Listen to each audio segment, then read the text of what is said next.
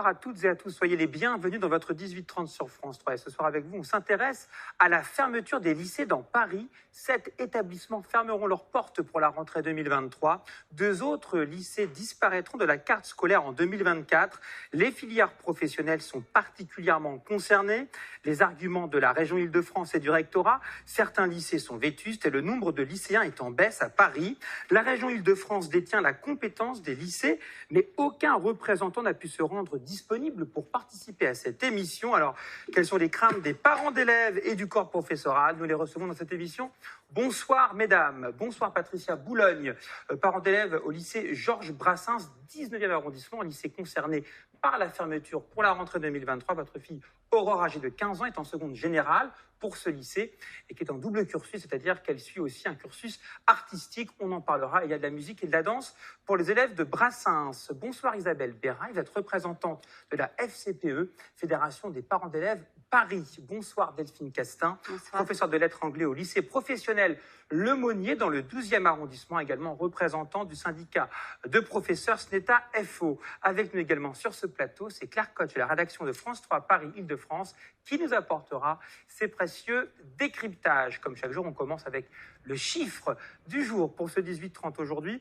C'est 800 le nombre d'élèves concernés par la fermeture de leur lycée pour la rentrée 2023. J'entends bien 2023. 7 lycées ferment définitivement leurs portes pour cette rentrée. C'est sans compter, je le rappelle, il faut le préciser, 2 autres fermetures qui sont programmées pour la rentrée 2024. Cette première question pour vous, Patricia Boulogne, mère d'élèves au lycée Georges Brassens, concernée donc par ces fermetures. Quel est l'état d'esprit des parents d'élèves, mais aussi des élèves?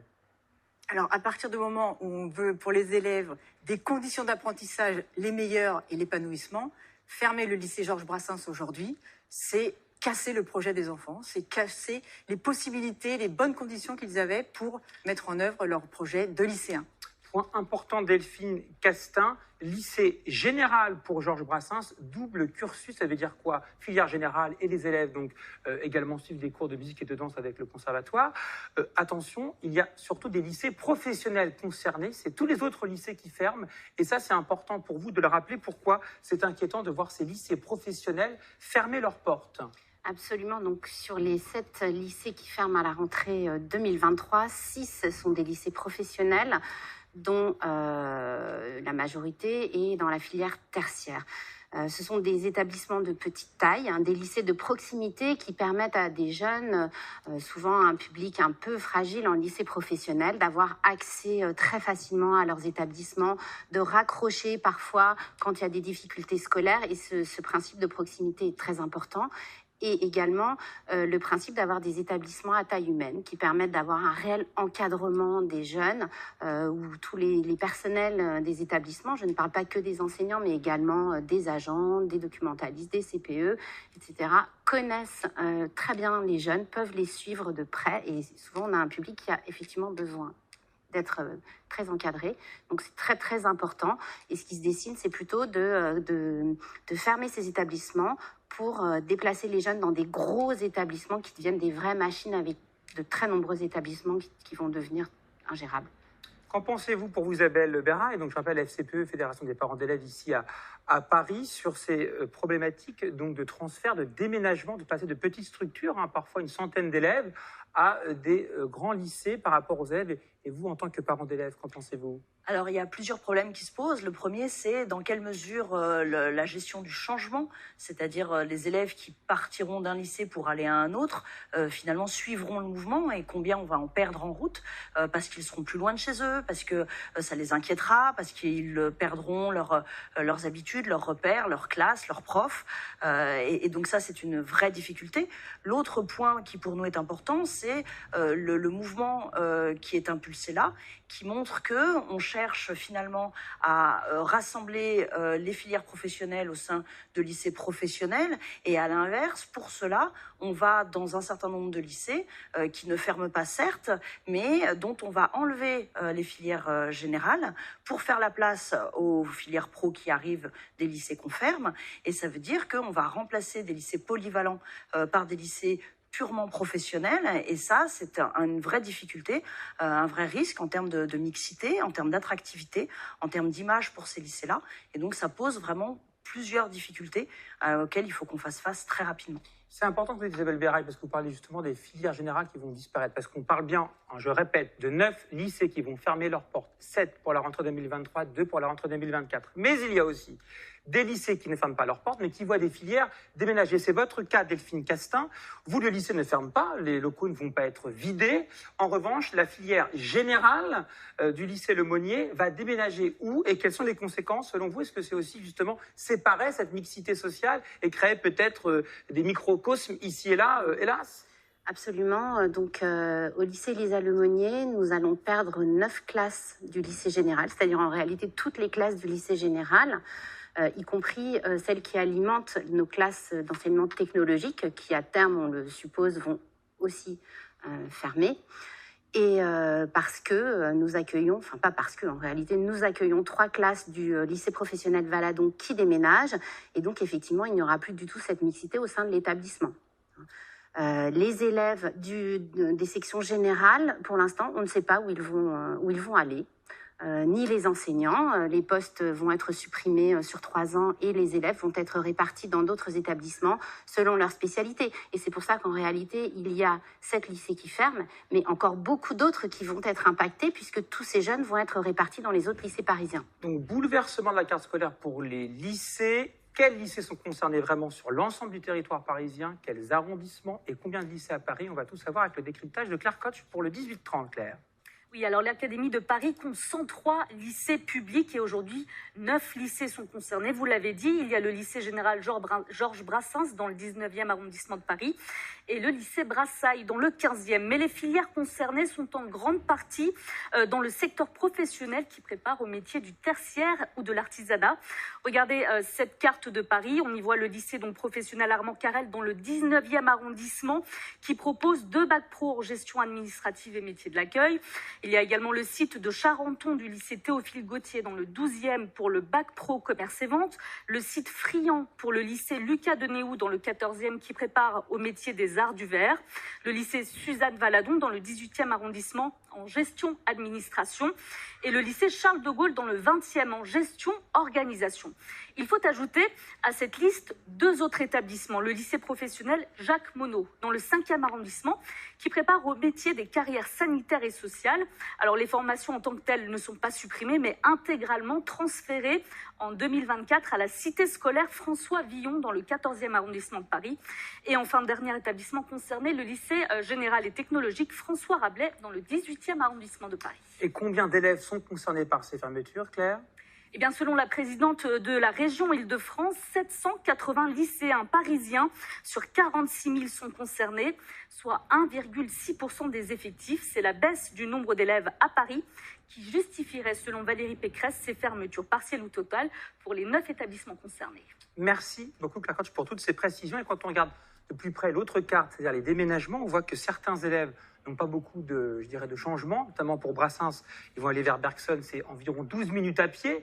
Par contre, pour d'autres, par exemple, pour le site Friant de Lucas de Naous dans le 14e, ils iront dans le 19e arrondissement, donc c'est quand même à l'opposé en diagonale. On a également, pour Armand Carrel, dans le 19e, des élèves qui devront aller soit dans le 7e, soit dans le 15e, soit dans le 17e arrondissement. Alors là, c'est vraiment l'opposé total. En quoi cela est un problème pour les équipes d'enseignants et pour les élèves des déménagements, des fois à l'autre bout de Paris, Delphine Castin? Alors, en termes de, comme je le disais tout à l'heure, en termes de temps de trajet, alors c'est surtout pour les élèves, pour l'instant, les personnels, on ne sait absolument pas où ils vont aller. Les postes sont supprimés. Les jeunes, effectivement, ça va allonger leur temps de travail. Ça risque d'être beaucoup plus compliqué pour eux de se rendre sur leur établissement. Et puis, ça va augmenter le décrochage scolaire, c'est évident, et aussi impacter les choix des spécialités, parce que souvent c'est en rapport aussi pour les jeunes avec la proximité de leur établissement. Effectivement, donc lycée professionnel, pourtant beaucoup de politiques défendent ces filières professionnelles, également les filières artistiques, puisqu'il y a le lycée Brassailles qui prépare à la photographie, lycée pro pour la photo. On disait le lycée général Georges Brassens, double cursus musique et danse. C'est justement le monde du spectacle et de l'art s'est mobilisé avec 2 tribunes dans le journal Le Monde. C'est important de le dire, notamment celle pour le lycée Brassailles, pour défendre ce lycée. Tribune publiée le 6 décembre 2022 dans les colonnes du Monde. Il y a quand même de grands photographes qui l'ont signé, comme Sebastião Salgado, de grandes personnes très connues, comme Éric Bouvet, photographe, encore Samuel Ballendorf. Un non à la fermeture du lycée Brassailles.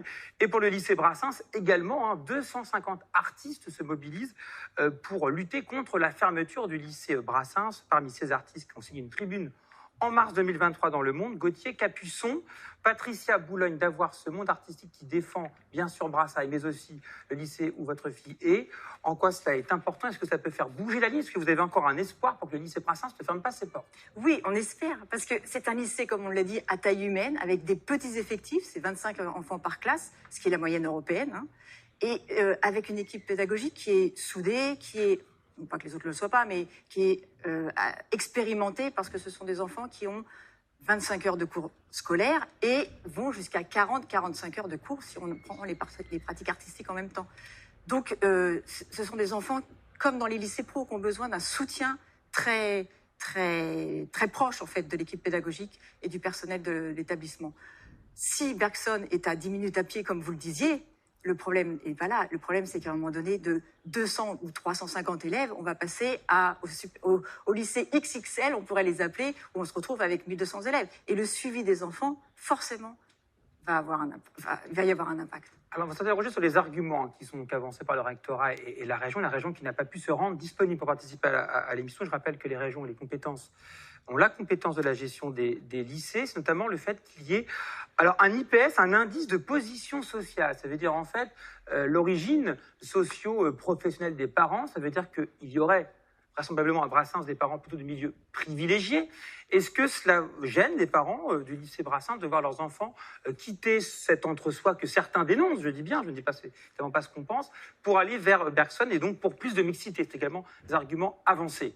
Alors, sur la mixité sociale, c'est pas forcément en déplaçant ou en transférant, parce que l'ensemble de l'équipe pédagogique ne suit pas quand même sur Bergson, en déplaçant des enfants avec un emploi du temps qui est totalement différent, puisqu'ils ont cours le matin ou l'après-midi, la cantine ne va pas être en même temps.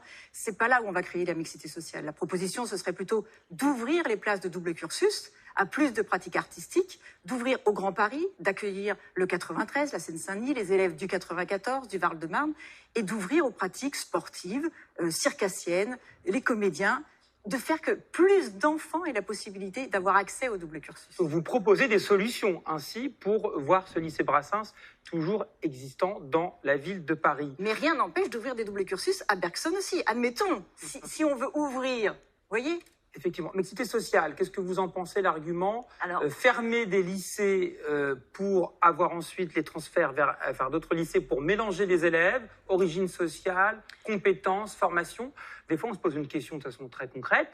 Le lycée pro, il faut du matériel, il faut des salles, souvent évidemment adaptées à la pratique. Est-ce que ça va être facile aussi de tout déménager? Est-ce qu'il va falloir acheter des nouveaux matériaux? Je ne sais pas. Alors, plusieurs choses dans votre question. D'abord, tout à fait, la mixité sociale, la mixité scolaire, qui sont deux notions un peu différentes. C'est des choses qui sont très, très importantes, à la fois pour construire le monde de demain, pour que nos jeunes soient habitués à vivre ensemble et à travailler ensemble. Ceci dit, à Bergson, il y a déjà des doubles cursus, en l'occurrence sportifs et circassiens.